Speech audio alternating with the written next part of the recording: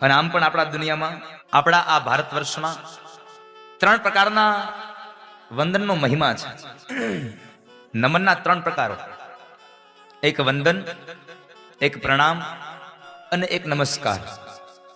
આ 3 ભાવથી જ્યારે તમે ભગવાનને પ્રણામ કરો છો, વંદન કરો છો, નમન કરો છો, નમસ્કાર કરો છો, તો શું કહેવાય?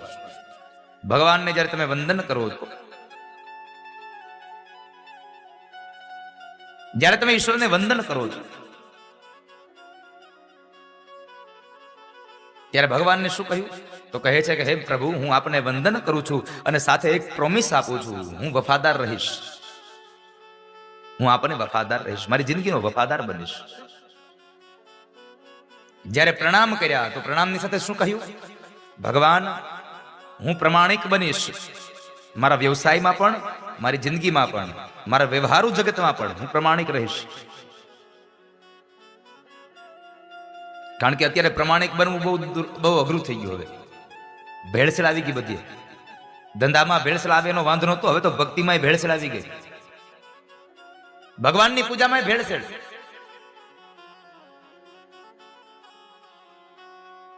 અને છેલ્લે બતાવ્યા નમસ્કાર.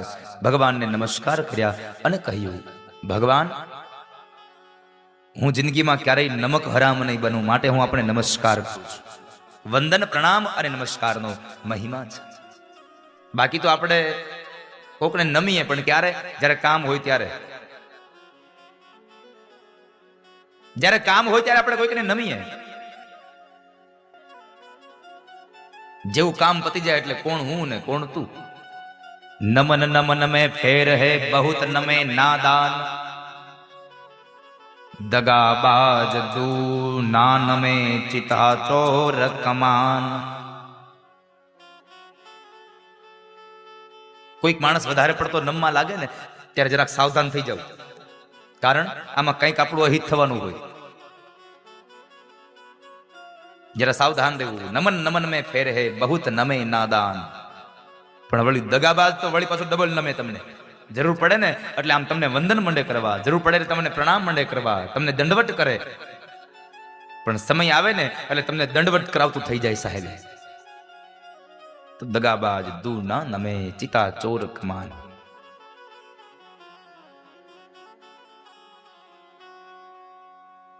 કોઈ વધારે પડતો જ્યારે નમવા લાગે ત્યારે જરા જિંદગીમાં સાવધાન થઈ જવું. પહેલા વંદન ભગવાન કૃષ્ણ કર્યા અને બીજા વંદન ભગવાન સુખદેવજી મહારાજને કર્યા છે મહાત્મયમાં. જેણે આ ભાગવતનો પ્રચાર અને પ્રસાર કર્યો એવા પરમ શ્રદ્ધેય ભગવાન સુખદેવને વંદન કર્યા છે. અને સુખદેવ કોણ? તો ભગવાન બાદરાયણ બોલ્યા છે. પદ્મ પુરાણ કહે છે, યમ પ્રવજંતમનુપેતમપેત કૃત્યમ દ્વૈપાયનો વિરહ કાતરયા જુહાવ. પુત્રેતિ તન્મયતયા દરવોభిનેદુ સ્તમ સર્વભૂતહૃદયં મુનિમાનતોસ્મિ. તમ સર્વભૂતહૃદયં મુનિમાનતોસ્મિ. જેને મુનિઓના હૃદયની અંદર સ્થાન મળ્યું છે એવા પરમ શ્રદ્ધેય ભગવાન સુખદેવને વંદન કર્યા છે.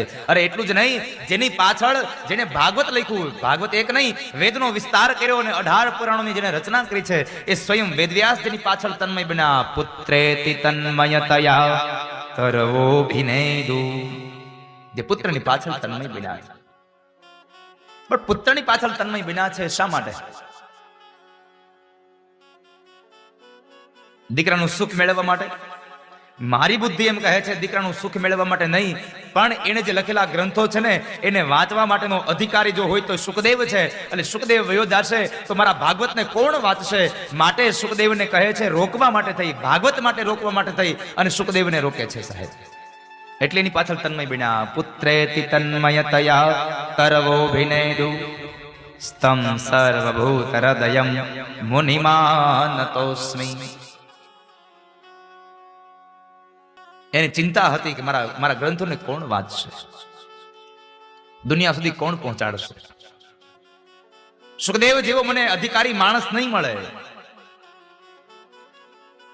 એટલા માટે થઈ સુખદેવની પાછળ તન્મય બિના છે.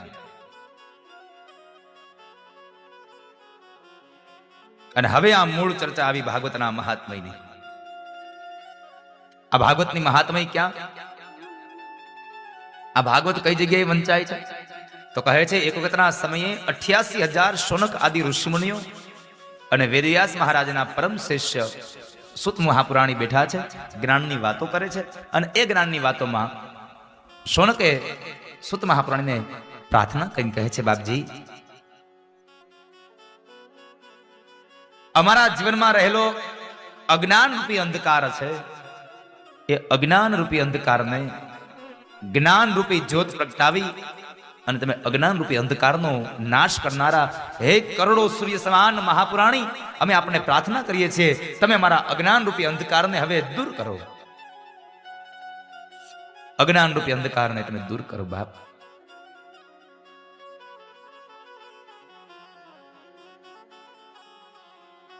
મહારાજ, હે મહાપુરાણી, અમે આપને પ્રાર્થના કરીએ, અમે અત્યાર સુધી ઘણું બધું સાંભળ્યું,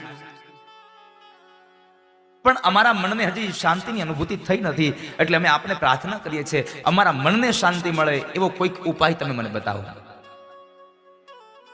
મારા મનને શાંતિ મળે એવું કંઈક અમને સંભળાવો.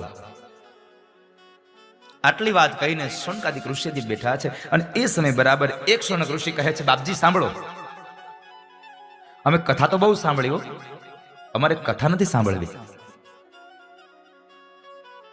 અમારે તો એવો રસ સાંભળવો, એવો રસ પીવો છે કે જેને લઈ અને અમારા જીવનની અંદર શાંતિની અનુભૂતિ થાય. અને એવો રસ પીવડાવો ને કે એ રસ પીધા પછી બીજો રસ પીવાની ઈચ્છાઓ ન જાગે. એક એવો રસ પીવડાવો. અમારે કથા નથી સાંભળવી. કથા તો બહુ સાંભળી, અને આપણી કથાઓ કેટલી સાંભળી નાખી છે ને. કેટલા લોકોએ કથા સાંભળી નાખી છે? આવી તો કેટલી સાંભળી નાખી, જરા હાથ ઊંચો કરો તો. કેટલા લોકોએ સાંભળી નાખી? જરા હાથ ઊંચો કરો. આવી તો કેટલી સાંભળી નાખી મેં. ફરી વાર મને જરા હાથ ઊંચો કરો. કેટલા લોકોએ સાંભળી નાખી? કેટલા લોકો બેઠા નથી સાંભળી નાખી તમે કોઈ? આ 7 દિવસમાં બીજું બધું કરો કે ન કરો, મારી